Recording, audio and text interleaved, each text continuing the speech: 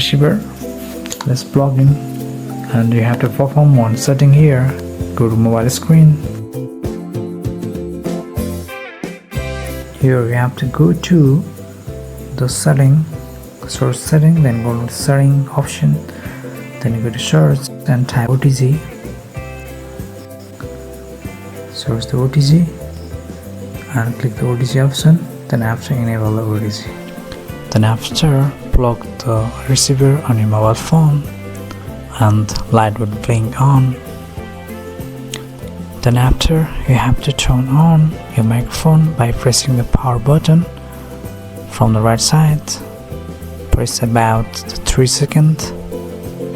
Okay, hold the power button 3 seconds to turn on the mic. It has been turned on, and press one click to switch the normal mode. This is the normal mode. This is for the normal mode. This is noise cancellation mode, and this is the vestibular mode. Okay, for the reverb sound.